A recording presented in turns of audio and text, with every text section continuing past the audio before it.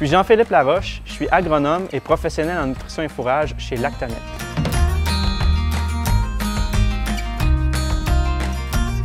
Récolter des fourrages de qualité, ça a un impact considérable sur la rentabilité des fermes laitières.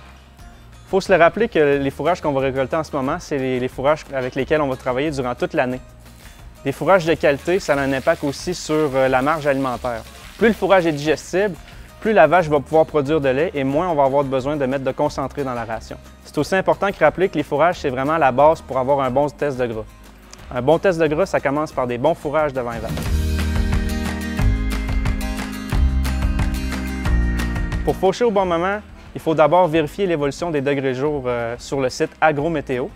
Dès qu'on atteint la valeur de 250 degrés jour, c'est le temps d'aller marcher ses champs pour voir l'évolution de ses prairies. Ensuite, il faut déterminer c'est quoi le stade de coupe qu'on veut avoir pour nos fourrages. Typiquement, il y a deux régies de coupe qui sont utilisées au Québec. On a la régie qualité et la régie équilibrée. Au niveau de la régie qualité, on va chercher à récolter nos légumineuses au stade début bouton ou nos graminées au stade fin gonflement. À ce moment-là, on va vraiment prioriser la qualité en sacrifiant un petit peu de rendement et de persistance. Cette régie-là va vraiment favoriser la production de lait par tonne de fourrage récolté. Pour ce qui est de la régie équilibrée, on va plutôt récolter nos légumineuses au stade début floraison et nos graminées au stade début épiaison. À ce moment-là, on va vraiment chercher à avoir un équilibre entre la qualité des fourrages, le rendement et la persistance du peuplement. Cette technique-là va vraiment venir maximiser la production de lait par hectare sur la ferme. L'autre façon plus précise de déterminer le bon moment pour la fauche, c'est de se baser sur la valeur nutritive qu'on recherche. À ce moment-là, c'est évident que travailler avec son conseiller en alimentation, ça va vraiment être primordial pour déterminer, entre autres, la fibre NDF qu'on va rechercher dans la ration. Dès qu'on a déterminé cette fibre NDF-là idéale, on va se rendre sur un outil gratuit disponible en ligne qui s'appelle NutriFourrager. Avec cet outil-là, on va rentrer plusieurs données qui vont avoir été prises au champ et l'outil va pouvoir nous prédire le moment de la fauche idéale pour qu'on atteigne cette qualité-là.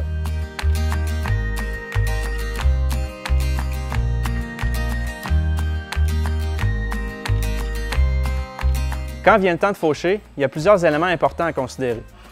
Premièrement, c'est important d'éviter d'exposer nos cultures à une pluie, surtout si c'est une pluie importante qui va survenir quand le fourrage est relativement sec.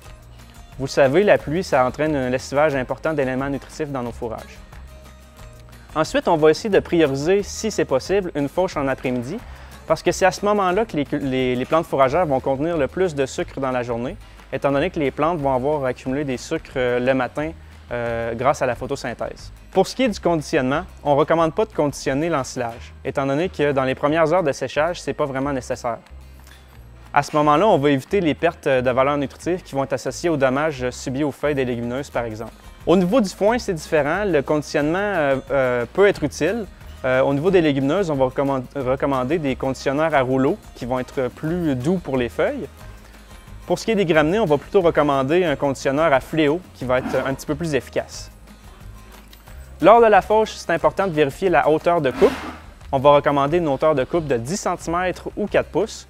De cette façon-là, on va maximiser la repousse au cours de la saison, on va améliorer la persistance de nos peuplements et on va minimiser la contamination de l'ensilage par le sol. Finalement, on va s'assurer de faire des andins larges.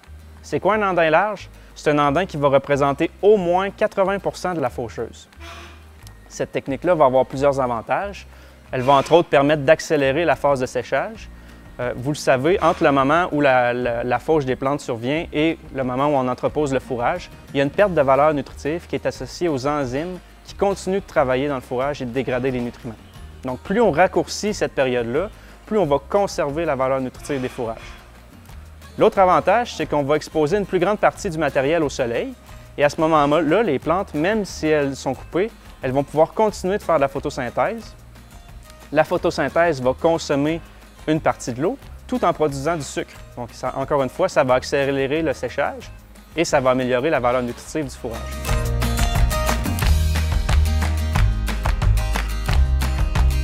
Le fourrage servi à nos animaux peut être complètement différent du fourrage qu'on a fauché. La différence, c'est la qualité de l'entreposage. Ça, c'est vrai pour l'ensilage, mais ça peut aussi être vrai pour le foin. C'est donc vraiment important de s'assurer de respecter les règles de l'art associées à votre système d'entreposage sur la ferme. En respectant ces règles de l'art-là, vous allez pouvoir conserver toute l'année la qualité des fourrages que vous allez récolter.